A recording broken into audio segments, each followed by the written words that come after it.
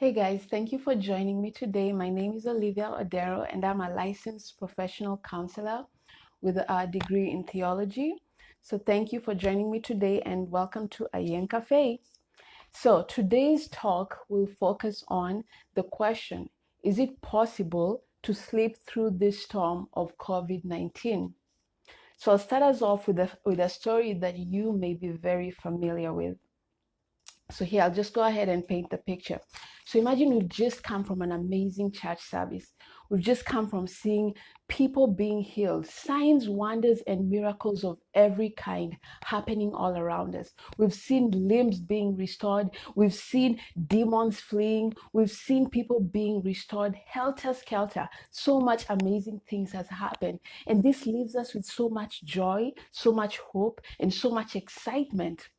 So you, Peter, myself, John, and all the other disciples, we are exchanging stories on just how amazing this service was. Like, Peter is like, did you see that lame man? Did you see how he came on crutches? And before we knew it, Jesus healed him and he was running all over the place like someone who never had crutches. And then John is like, that was nothing. Peter, remember your mother-in-law? She was sick. She was laying there on the bed with the flu. Jesus just came and touched him, and all of a sudden she was okay. She even made dinner for us. And Zebedee is like, that's nothing. Remember the centurion servant? That was dope. Like all Jesus had to do was send his word, and this guy's servant got healed. Mic drop. So on and on, we continue exchanging these stories of how amazing things we've just seen happening. Then Jesus interrupts us and says, hey guys, let's get ready and head out to the other side of the sea. So we all get everything ready, we get the boats, and then we start sail. Still excited, exchanging all these stories. And then all of a sudden, dark, ominous clouds start to gather up above us. All of a sudden, winds pick up with an intensity that is frightening. The waves become bigger and bigger, and the boat starts to rock back and forth, filling with water so suddenly. Fear, panic, worry grips at our hearts. What is happening? Could this be it? Is this the end of us?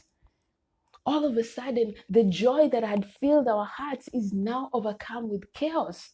So all this is happening. Then all of a sudden, one person asks, but where is Jesus? And then all of a sudden, someone on the other side of the boat is like, guys, he's right here. He's asleep. Trying to stabilize ourselves, shaken to the core, confused and somehow worried, we go to where he is. And sure enough, there lies the master, sleeping like someone who's on a Tempur-Pedic mattress. Like, what is going on? Who sleeps through a storm? Like, this was a big storm happening, and here is Jesus sleeping. So we shall pause that story here for today. I know it was amazing, but we shall pause it here for today. And we will turn our attention to what is currently happening with us right now. It is no secret that we are in the midst of a fierce storm called COVID-19. Not long ago, 3 months ago, we set out on one of the most amazing journeys. We started a millennium. There was so much joy, so much expectation, so much hope about what this millennium would bring. But then all of a sudden, all these dark clouds started gathering in the horizon about an untreatable virus. And before we knew it, boom, it hit our boats. Waves and winds that were unrelenting just started shaking our boat back and forth. Waves of economy crash, winds of social distancing, waves of lockdown. All these things were crashing at us, and they still continue crashing till today. So much uncertainty. And then, in the midst of all this, many are probably wondering, where is Jesus? Where is Jesus in all of this? So let's assume, because of the similarities of the stories, that just like Jesus was sleeping in the boat, that he's sleeping today. Let's just assume that. So the question remains, how does someone sleep through a storm? Why would someone sleep through a storm? So there are many reasons that can be given, but I just want us to focus on two today. So the first reason, could it be that Jesus was just tired? Could it be that he didn't care? Could it be that he was just a heavy sleeper?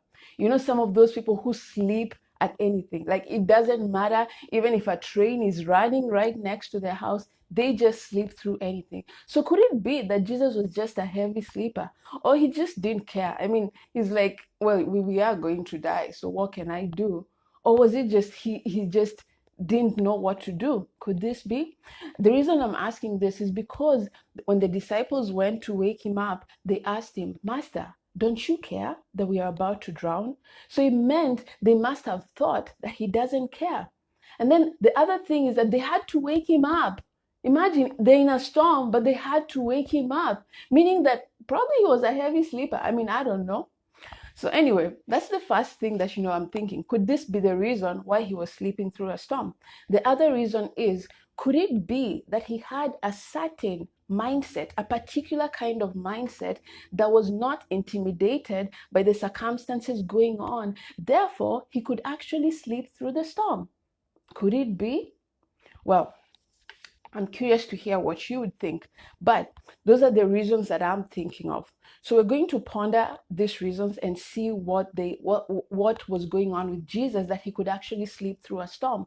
And the reason this is important is that if we can figure out why Jesus, or how Jesus could sleep through a storm, then it can probably be able to help us know how to sleep through this storm and other storms that may come later on in our lives, because we know that life can be full of storms. So let's go into the first reason. Could it be that Jesus did not care? Could it be that he was a heavy sleeper? So we can safely take that option off of the table, because we know that after Jesus was woken up and he was fully awake, he asked them a very interesting question. He was like, guys, why are you fearful of this? Why are you afraid of this? Meaning that he was not afraid, meaning that this did not intimidate him. And it's interesting, that word fear in the Greek actually means intimidated. It's not just someone scared, but it means someone who's intimidated because they feel something is greater and awful than they are. So they become intimidated. So Jesus wakes up and asks them, why are you intimidated by this? And then he goes on to calm the storm. So we can safely remove that option off the table, that it's not that Jesus did not care. It's not that Jesus was a heavy sleeper. It's not that Jesus was too tired, that he just slept through it. No, he somehow had a particular mindset that was not intimidated by what was going on. So let's look at the second option which I gave. Jesus had a particular mindset that kept him in a place where he could sleep through the storm. So assuming that this is the reason, let's figure out, what kind of a mindset did Jesus have? Looking back at the story, two things caught my attention. And like you can also dig and find out why you think Jesus slept through the storm. But for me, two things caught my attention. One, right before, when I told you the story, right before they set out on sailing, he told them, guys, let's get ready and go to the other side of the sea. So he had a purpose in mind. He was set on a purpose. So that's interesting, because when you know where you're going, when you are sure of arriving wherever you're going, whatever's going on in the middle of the road doesn't affect you. So it seems like he had his mind set on a purpose, because even when we read that story and later on we see what happened when they reached at the other side of the sea, we find that there was something he was actually going to do. He just didn't start out on a journey and say, oh, I think it's a good day to go on the other side of the sea. No, he actually had a purpose. So it seems like Jesus's mind was set on a purpose, one. And then secondly, Jesus must have understood the power and authority that he carried within him, so he could actually sleep through the storm. Why do I say this? Because when he woke up, so first of all, he wakes up and he's kind of like looking at the disciples and he's like, why are you guys intimidated by this? And then he goes on to calm the storm like it was nothing. Like, this small thing is why we are panicking. This is why we are afraid. This is why we have to wake up. Because he just said, peace, be still. And everything was calm immediately. So Jesus must have understood the power and authority that he carried within him. So these are just my two reasons of understanding the kind of mindset that Jesus carried and that enabled him to be able to sleep through a storm. So, being that he was able to have this kind of mindset, are we able to have this kind of mindset? So someone might object and say, I don't think so. Jesus was God. But then the Bible tells us that he was also 100% human, meaning that everything that was available for Jesus then is available for us right now. And there's so many other places in the Bible that talk about how we now have an inheritance in him, that all these things are now available to us. So meaning that this kind of a mindset is actually possible for every single person who's called a human being. It is possible. But now the question is, how does one develop this kind of a mindset? A mindset that is not intimidated by any storm, a mindset that knows its purpose, a mindset that knows its power and ability, that will just stand up through whatever storm and says, peace, be still. How can we develop this kind of a mindset? Interesting, right?